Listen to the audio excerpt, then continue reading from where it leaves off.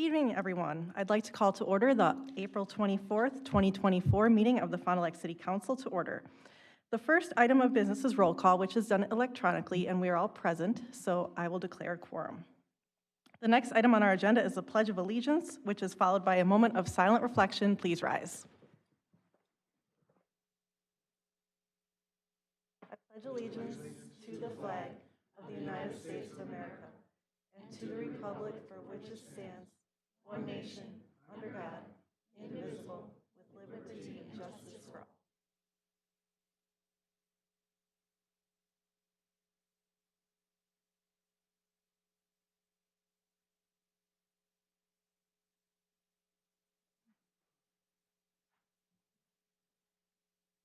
All right, next we have some proclamations. First is our Arbor Day proclamation. If you'd like to meet me down front, please.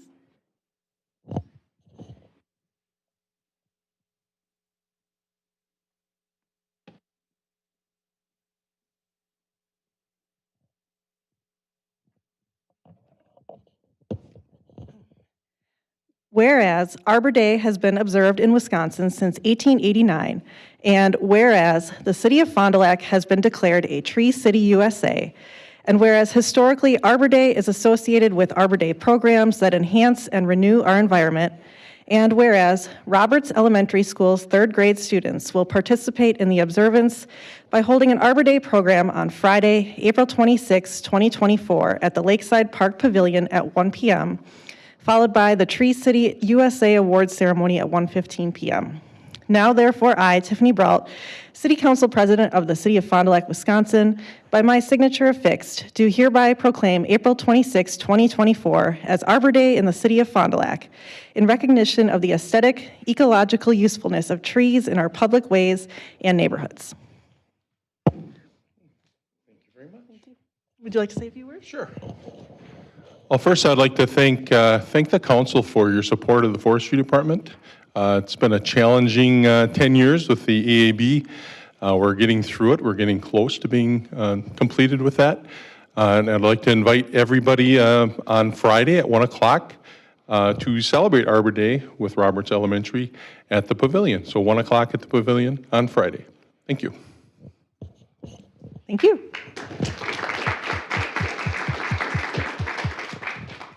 And next we have a Kids to Parks Day proclamation. Come on back down. Hi, nice to meet you. Whereas May 18th, 2024 is the 14th Kids to Parks Day organized and launched by the National Park Trust, held annually on the third Saturday of May, and whereas the Fond du Lac Area United Way, in collaboration with the Fond du Lac Public Library, will be hosting a park scavenger hunt, games, and a giveaway by the Born Learning Trail from 10 a.m. to 12 p.m. in Lakeside Park, and whereas Kids to Parks Day empowers kids and encourages families to get outdoors and visit America's parks, and whereas we should encourage children to lead a more active lifestyle to combat the issues of childhood obesity, diabetes, and hypertension. And whereas Kids to Parks Day is open to all children and adults across the country to encourage a large and diverse group of participants, and whereas Kids to Parks Day will broaden children's appreciation for nature and outdoors. Now, therefore, I, Tiffany Brault, President of the Fond du Lac City Council, do hereby proclaim May 18th, 2024 as Kids to Parks Day in the City of Fond du Lac, and urge our entire community to participate in the events and to take the children in their lives to a neighborhood, state, or national park.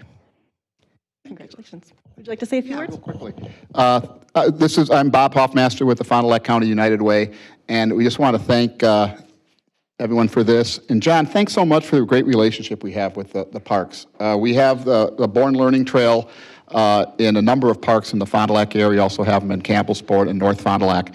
And there will be, I believe, 5 sites for Kids to Park Day around the county in Fond du Lac. It's all 10 to 12, I believe, on the 18th. I guess I'll read this. I should know that. Yeah, it says that, 10 to 12. So anyway, thank you very much, and it's great to be able to have this opportunity to do that. And again, the relationship we have with you guys is fantastic, so I really appreciate it. Good. Thank you. Thank you. Thank you very much.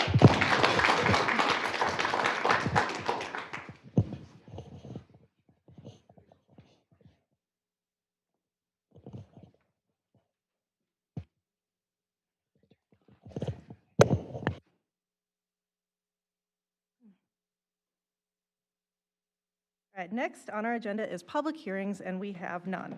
So next, we will move on to the consent agenda. The consent agenda finalizes the proposed actions for the meeting. A, April 10th, 2024 minutes. B, April 16th, 2024 organizational minutes. And C, list of claims dated April 17th, 2024. Is there any questions or discussion? Seeing none, I will entertain a motion. Motion by Mr. Schussler, second by Mr. Godfrey. Any other questions or discussion? Seeing none, please proceed to vote. And that passes unanimously.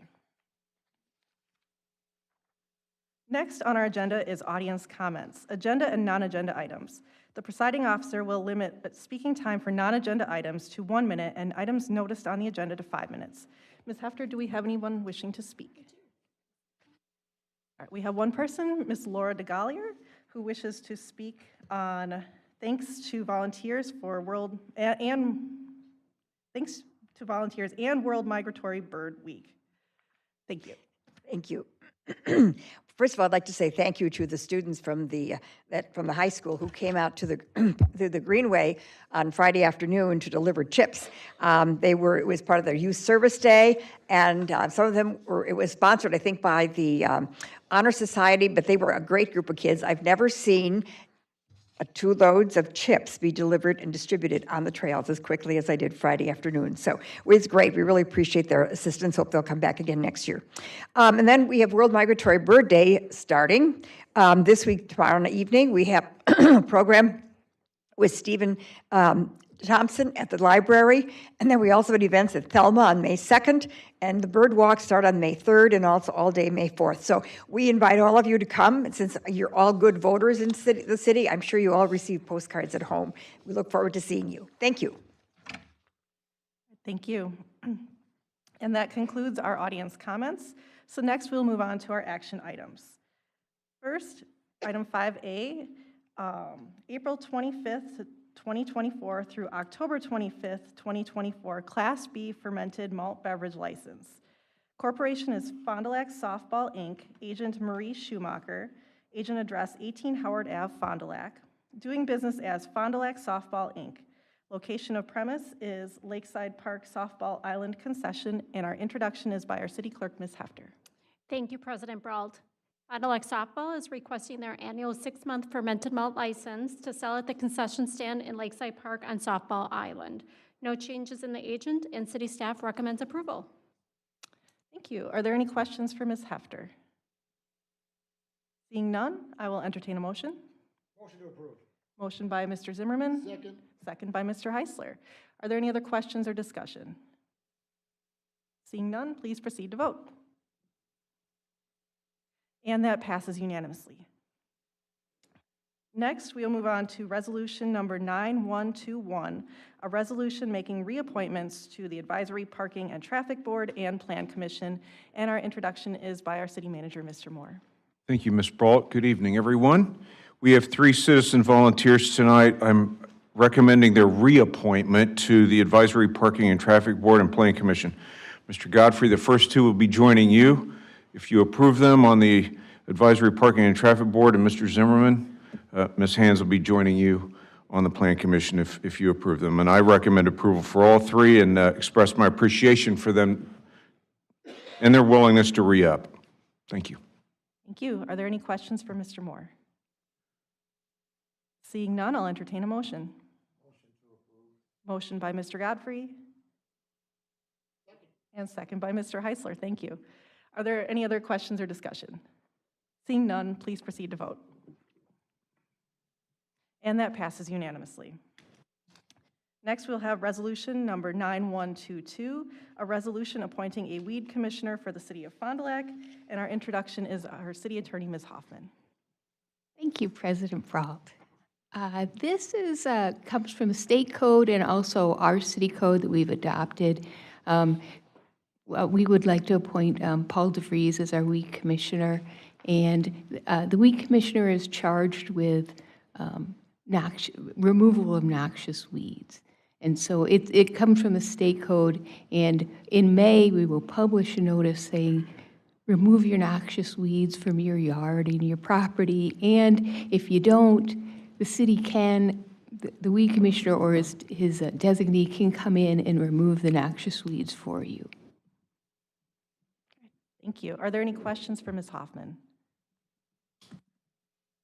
Seeing none, I'll entertain a motion. Motion by Mr. Schussler and second by Mr. Godfrey. Are there any other questions or discussion? Seeing none, please proceed to vote. And that passes unanimously. Thank you. Next, that ends our action items. Next, we'll move on to our presentation of input items. And we have the City of Fond du Lac update presented by City Manager Mr. Moore. Thanks again, Ms. Brault. What I'm going to present tonight, for some of you, will be a review. For some of you, will be new information. In any event, hopefully, it'll help reconcile the new and the more veteran members of City Council, and also give you a chance to ask a wide variety of questions if you have any. Although at the very end of this, I have a slide that says questions. If you have any questions or need clarification on the way through, please just speak up, and I will endeavor to answer those questions. Maggie, let's go to the next slide. So here's our leadership team. John Mark is in the library, obviously, governed by an independent board, many of the members of whom that you have approved. The other members of the leadership team represent 9 departments. And what this information on this slide is depicting is not only the names and of the people and the offices, but how many full-time equivalents that we currently have authorized them, in parentheses. You see that currently in 2024, we have 315 full-time positions authorized. Just slightly less than half of them are members of a labor agreement, and the other 168 are general employees, like the leadership team and many of our administrative members of our workforce. So I wanted you to know that, because on the right side of the screen, you see Ms. Duveneck, Ms. Davey, Ms. Benson, Mr. DeVries, Chief Goldstein, and Chief Gerritsen. All of them were promoted within the ranks and came up through the ranks in the City of Fond du Lac. John, Mark, and Deb are our most senior department heads. They came to Fond du Lac for these positions, but have been with the city for quite some time. So we've got a great leadership team and a wonderful blend of highly qualified people. Next, Maggie. Here's how we ended 2023. And some of the data I'm going to share with you is certainly not specific to the government of the City of Fond du Lac, but it's important for the community, and it's important for you to know some of this data. So we ended 2023 with the highest equalized value of real estate in our history, and I'm going to talk a little bit about that as it pertains to housing and the housing market and the way it's somewhat seized up. We also saw the highest annual bed tax receipts in our hotels. Now, that could be due from higher rates, but I can tell you that's really due from higher occupancy, and that's a really good sign also for the city. You've probably seen over the years hotels that have been built, Holiday Inn Express, Fairfield, Hampton Inn, et cetera, and those have led to a higher occupancy, and thus higher bed tax, greater tourism, and greater meeting occupancy. We experienced our lowest downtown vacancy rate, and I'm going to talk a little bit more about the downtown in another slide, but this is also a really good indicator, because now we're at the point in the downtown where if a business does move out of the downtown, there's enough demand for space where businesses are also moving in behind them. We're no longer experiencing long-term vacancies up and down the street like we were, say, 8 to 10 years ago. The sales tax distribution is certainly of the county, but it's an important indicator for the community because it indicates sort of the vibrancy of the local economy. When you look at over the past many years of sales tax distribution that comes from sales tax back to Fond du Lac County, to say that last year was a record is a pretty significant statement in terms of the economic activity going on here, whether it's people buying and selling cars, buying, selling clothes, et cetera, et cetera. There's a lot of good indicators there. And then lastly, a very low unemployment rate. That's great as a snapshot, but it also indicates a challenge because we have had this low unemployment rate now since the midst of the pandemic, and I'm going to talk a little bit about some of our strategic considerations and why we need to think about our unemployment rate being so low for so long. Maggie, would you go to the next, please? So there are two strategic considerations I want to introduce to you. It's not an exhaustive list, but two really important areas of focus. One is housing and one is population. Many people ask me when I say that we have challenges with meeting housing demands or that we don't have enough houses of enough different types, they say, why has that happened? What's problem is that causing? So there's two different things. And then with population, I've got some insights to share with you too, because we are competing amongst communities in the state of Wisconsin for the best and brightest to help our labor force grow. And so let's go to the next slide, Maggie, and I want to talk a little bit about that. So if you have owned a home over the past few years, I have indicated 3 data points by those red diamonds. So 14 years ago, 8 years ago, and this past year. And what you see there, just since 2015, if you owned a home in Fond du Lac, your home probably increased in value by almost 60%. That's fantastic if you own a home. But it's tough if you're a first-time home buyer and you're trying to get into the housing market here. And we have 2 things going on. One is the pandemic affected house construction so negatively because materials became so expensive and the number of people in the construction workforce was reduced so significantly that the housing construction up and down I-40, communities up and down I-41 is just locked up.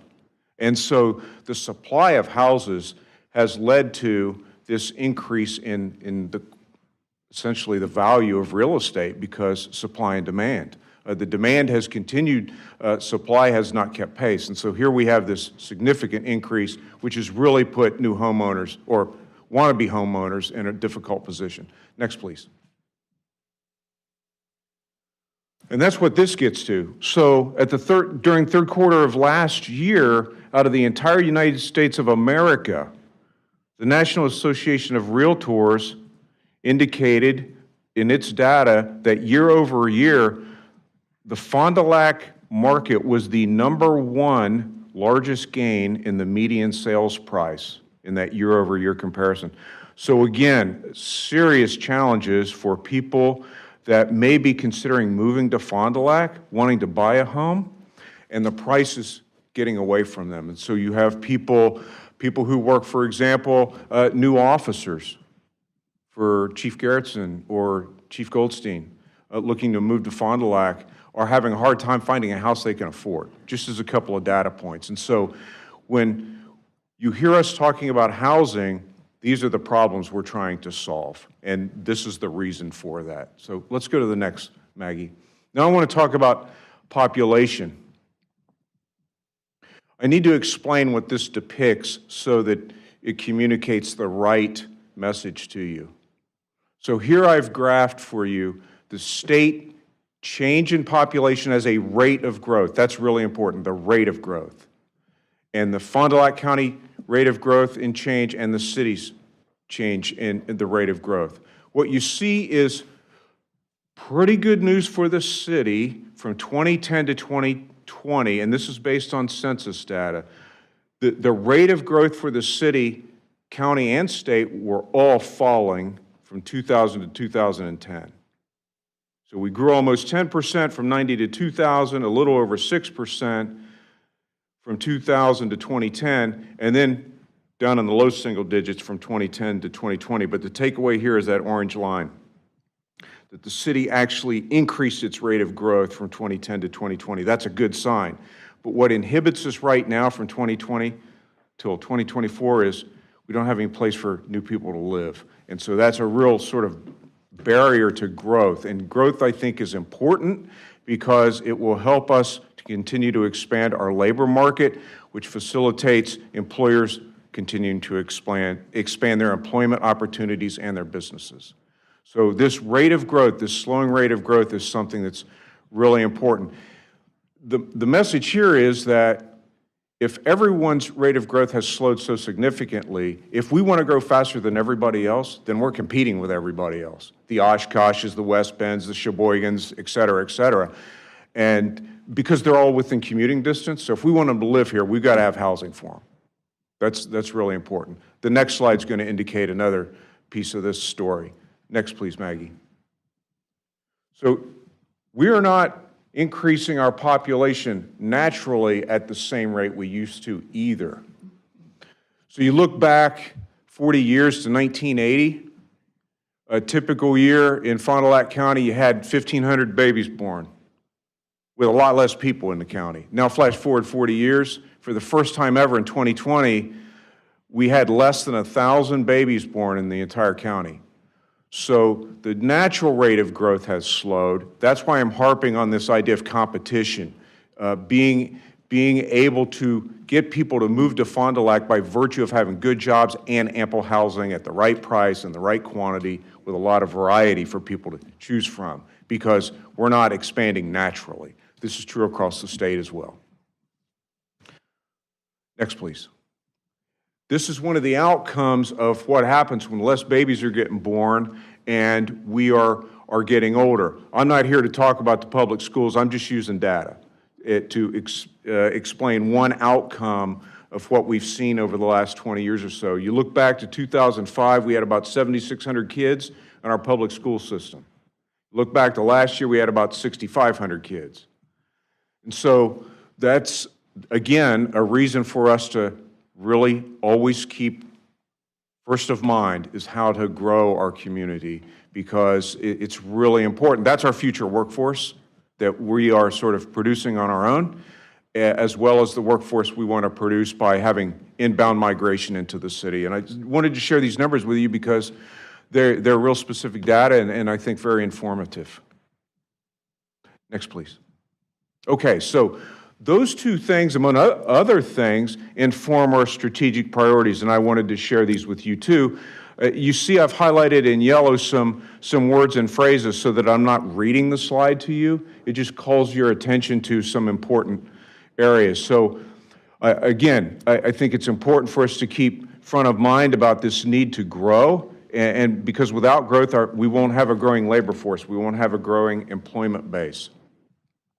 And these are 5 areas of strategic effort that I think will facilitate our continued growth. Residential development, economic development, which is what I'm describing in the second bullet, superior recreation assets, great infrastructure, and lastly, an organization, the City of Fond du Lac's organization that delivers operational excellence in everything that we do. So I'm going to talk about each of these, not to a painful degree, but hopefully just enough that it'll spark some thoughts. Maggie, let's go to the next slide, please. So housing. This slide represents about $15 million that are either in the pipeline, have already been committed, or will soon be. A couple of good news stories there in the first couple of bullets. Those aren't big numbers, but we're going to have residences on Brook Street. Some of you have already toured those and seen that they've opened. They're very nice. And you recently approved a development agreement. It's going to facilitate residences in the former Beer Nuts building. That project's already underway. Thank you for that. You recently allowed us to create an affordable housing fund by virtue of extending TIDS for an extra year and then holding that money, gathering that money for future deployment for affordable housing. Now we've got about $2.5 million as a result of that we are able to deploy. You authorized the development of a tax increment district between the Feeve property and the police department. You certainly have authorized a substantial latitude for public-private partnership to the tune of almost $6 million to facilitate that development. That would be mostly multifamily. And then you've also authorized in the CIP the deployment of a little over $4 million to extend utilities from inside of 151, which is essentially the city limits on the east side of town, to the other side of 151. There's property there that's ripe for development, presently for sale in many areas, but it lacks utilities. And that lack causes the impediment for development, because developers do not want and will not abide that level of investment to start a residential development. So we're meeting them where they are with this utility expansion. And then lastly, you've seen the survey that's underway right now as part of the housing market analysis. This fall, we will have a couple of deliverables. We'll have the data that goes along with that analysis that will be produced, as well as a strategic plan for housing. And the reason we want those things is to better communicate to developers about what our shortfalls are, what our needs are in terms of housing, cost levels, et cetera, et cetera. And so I think that's going to be very informative for all of us. It's the first time we've ever done such an undertaking like this. I'd like you to just read what I put in that text box there, because people still, when I talk about housing and the way that it has essentially, we've realized what we've seen coming, that this housing shortage is so real. And this is a big reason why, but it's not really well understood. And it has to do with this increasing number of households with just one person or two people in them. And that's something that's very different than used to be. You can see the population increased by a third, and yet the number of households increased by over 80%. That's this imbalance that's caused this one of the reasons for the tightness in the housing market, too. Okay, next, please. Recreation assets. I know that most of you have been involved in approving these, no news there. You've all seen the results of these.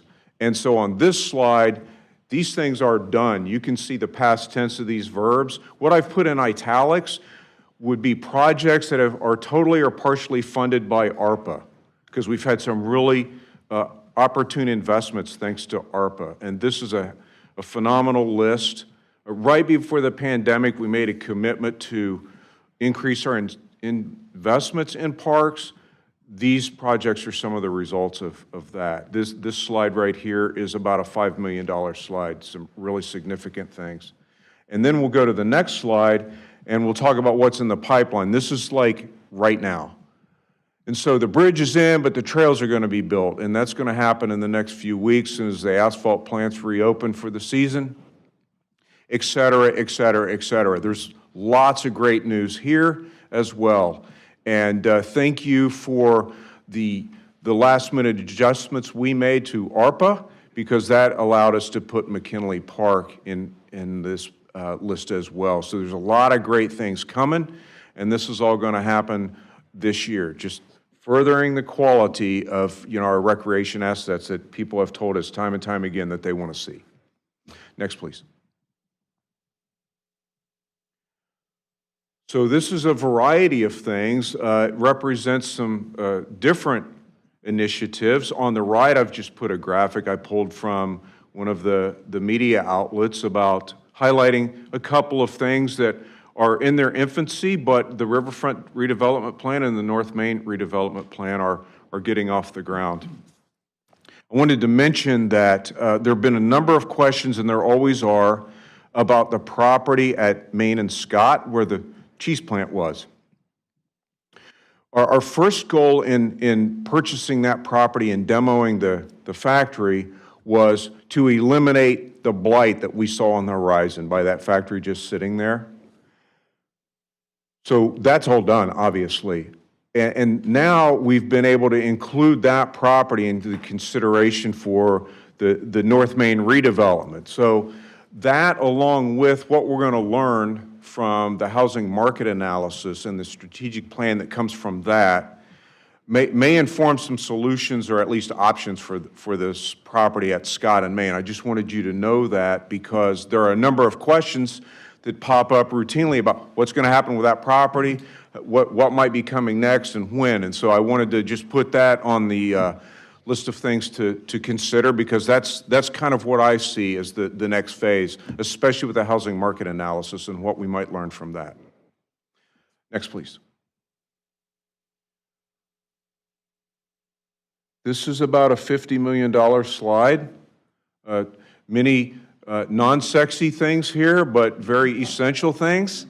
You don't often celebrate a pump station, but you got to have one because thousands of people depend on it, whether they know it or not.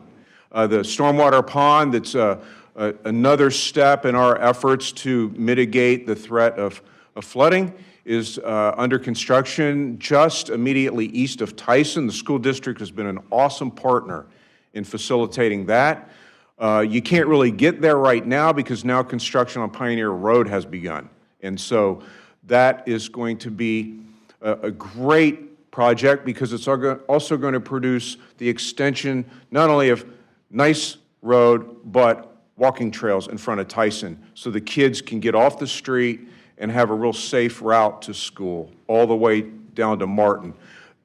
There are other phases of that project. The county's got the lead on that, but we're a partner in it, both as engineers and also financially, and that's going to be a good outcome, but very disruptive this summer.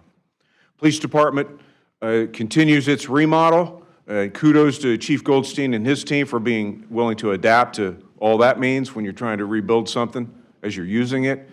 This year, we will have more lead service lines replaced than we have to date, so it's going to be a significant undertaking this year with lead service line replacement investment.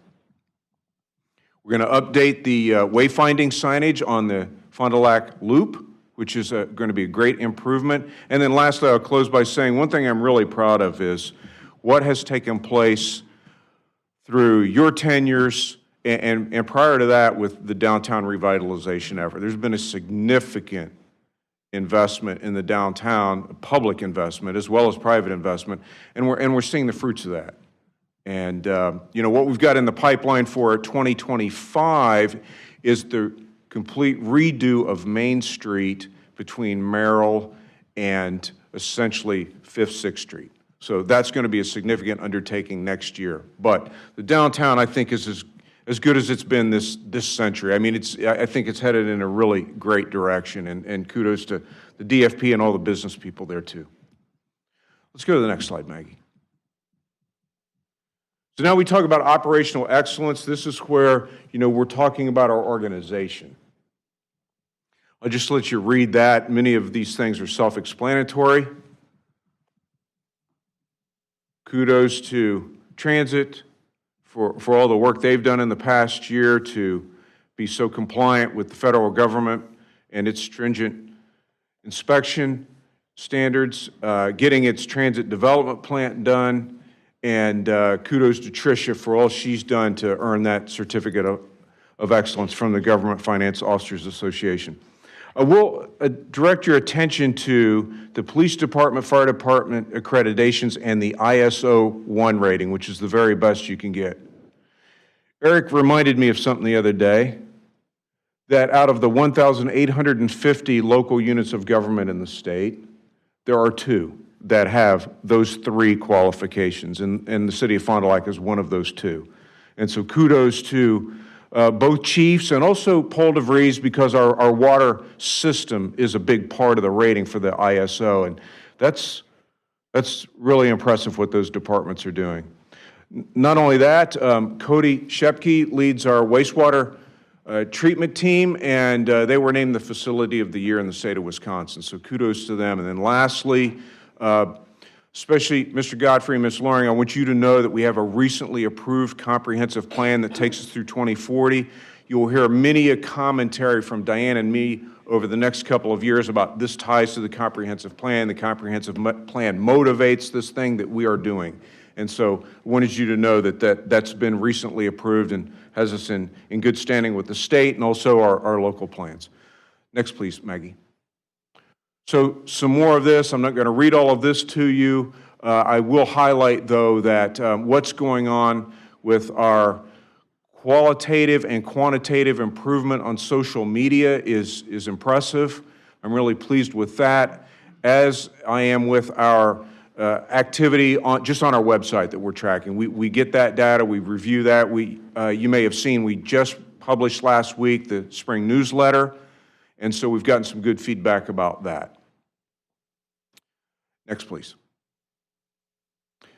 These 3 points are kudos to Kat Duvenek and her team. A whole lot of effort is going into the things that people don't see but depend on significantly, whether it's public safety communications or just general communications, and making the entirety of our IT network work for everybody. And she's doing a great job deploying the investments there. Next, please. This is a lot of kudos to the library. I know that everybody is a big fan of our libraries, as they should be. And John Marks and his team are ramping up for another summer reading program. Last year was phenomenal, so you see the statistics there.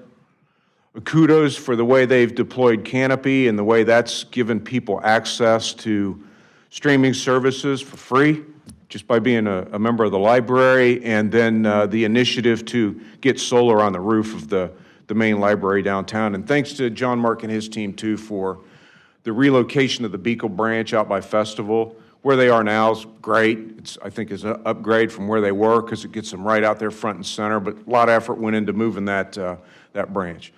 Next, please. You know, these are super important things, so a lot of what I've been telling you hopefully strikes you as really important, representative of good planning, good foresight, but every day these 6 things matter to everybody, whether they know it or not. They depend on us to pull 5 million gallons out of the ground of water every day and to make it safe. They depend on Eric and his team to come get them out of trouble when their house is on fire or they've got an ambulance need. They depend on Chief Goldstein and his team to respond to the widest variety of calls you could ever imagine. Cody and his team to treat all the water and other fluids that come back to the wastewater treatment plant before we put it back in Lake Winnebago and make it safe for the aquatic life there. And then to pick up trash every day, and then to welcome a lot of people to the library. So regardless of what else we're doing, these things are super important. They happen today, they'll happen tomorrow, and people expect a real high level of service there, and I want you to know that. I want to talk just a little bit about money. Next, please, Maggie. So the 2 primary sources that you have to deploy to fund the things that you want to do come from property taxes and shared revenue. And last year was a significant change in the way the state legislature was governing shared revenue. And that's what the bottom left graphic represents. Over this century, the shared revenue we were receiving was trickling ever downward. And what the graphic on the right represents is it was putting pressure on the use of reserves ever upward. I can attest to you, the graphic on the right was not sustainable for the long haul, but what you see in the significant drop in our use of reserves in 2024 is a great outcome. So thanks to the legislature, this was a really great outcome. It doesn't put us in a place where we have excess funds, but it does put us in a place where we have a sustainable funding model, because one other thing that the state legislature included in this legislation is that shared revenue will be tied to state sales tax revenues. So as it goes up, shared revenue will go up, and that's never been indexed like that before.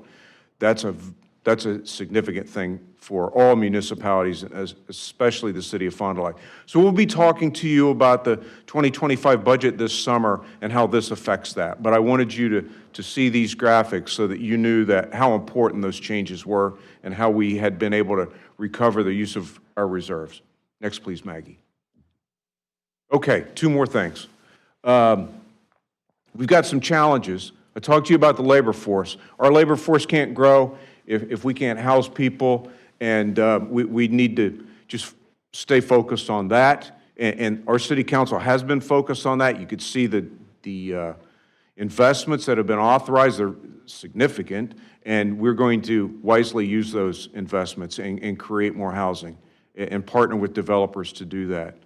And then how do you segue from talking about housing to our next challenge? which is drug use. Both our chiefs are in this up to their eyeballs on a daily basis, enforcing the law, getting bad actors off the streets, and saving people's lives. And this has been a growing problem. It's a growing challenge. We've seen an uptick in homelessness. I wanted to mention that. We have a great coalition in the community to address that. But I'll say this, if people can't afford a place to live, they might find themselves on the street. And so this is, something that we're being attentive to. We've got a tight labor market, but I also wanted to highlight for you that where 5 years ago I would have said that the city of Fond du Lac as an employer was in a strong position by virtue of its compensation, I'm not sure about that right now. And so when it comes to the 2025 budget, we're going to be talking to you about a wage and salary analysis and how we will seek to really understand where we are in the marketplace with our compensation and whether or not we're out of tolerance and whether or not we are non-competitive in some areas. Inflation, and that's what I've sort of put there on that right graphic, is that bump in inflation that we saw really peaking in 22 and 23. That affects us because we cannot adjust the tax levy based on inflation. That's just not part of the equation. So we have to figure out ways to navigate our way through that. It's calmed down a little bit, but we're still certainly seeing the effects of it, and we're thinking about that in terms of our 2025 budget. And then, I know Maggie would agree with this, we're going to conduct ethical elections that are nothing but filled with integrity, as we always do. And I want everybody to rest assured that this November will be no different than in elections past locally. We've got a great team focused on doing things by the book, and I want people to have faith in that. So with that, I listed that as a challenge because, there's some headwinds in that regard. There's some people who may not agree with what I just said, and I just want to assure you that we are focused on making our elections here always to be the very most accurate and ethical they can be. Next, and I'll close with this before opening up to questions. One more slide, Maggie. So this is just something to think about, food for thought. If nothing else I've said then this might get you thinking about things. So Edelman is a company that's been in existence for decades. It is a company that the private sector particularly leans on to figure out what's going on in the marketplace and what consumers, Americans, think about things. And I thought you might find this very interesting, perhaps even informative. This is what Edelman's survey last year tells me and tells us that Americans think about the three segments of our economy, that being the for-profit segment, the nonprofit segment, and the government. NGO in their world is up there. You see the acronym NGO. That means non-governmental organizations. That's nonprofits. So this is essentially representing the graphical quadrants of ethics and competence. So what's the takeaway? It tells us that Americans generally view what we do as being done by people that are not competent and not ethical. So we will strive, and my pledge to you is, when you ask for information, when the citizens of Fond du Lac ask for information, we will, as we always do, endeavor to give you all the information to make sure that it's accurate information, that you can use that information. Now, I think we all view ourselves as upper right quadrant people. We're competent and we're ethical. What I'm communicating to you here is other people may not have that same opinion, especially if they don't know us. And so I think it's really important that we all strive to overcome this challenge, because I think it's been, this probably isn't a surprise, but it's kind of stark when you see it laid out this way. And so that's why I wanted to share it with you, because we know it, I think you know it, but I want you to know that we consider ourselves all on the same team, that we're going to strive every day to be the government that is the exception to what people think about government. We're going to be upper right quadrant operators. So with that, Maggie, we can go to the question slide and see if anybody has any feedback. Thanks, everybody. I know that was a lengthy sermon, but hopefully you found some use in it, or it sparked some thoughts. Thank you, Mr. Moore. You're welcome. And we'll start our questions with Mr. Schisler. Sure. You mentioned we postponed the closing out of that TIF district, and that allowed us to put $2.5 million in the Affordable Housing Fund. Yes. Does that mean the following year we'll have another $2.5 million available for our general fund? No, what that means is that not by rule, but by exception, Ms. Davy and I will come to you and ask permission to extend a TID that would otherwise be scheduled to close, to extend that TID's life by 1 year. So then the 2.5 Is going an to go to, that goes accumulate- to the county and the technical and No, everything. no, If we didn't do that, if we hadn't postponed it and closed it out, then the 2.5 would have been spread among all the governmental.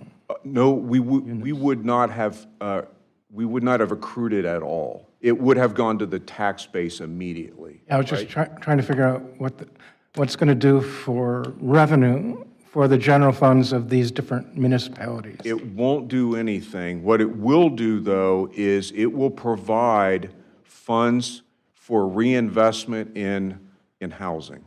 And that's the reason we were allowed, the statute permitted that. It's 1 year. Yes, for each TID that we will ask your permission to extend it.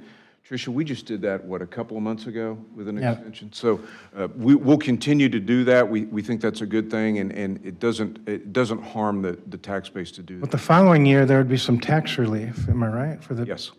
Okay.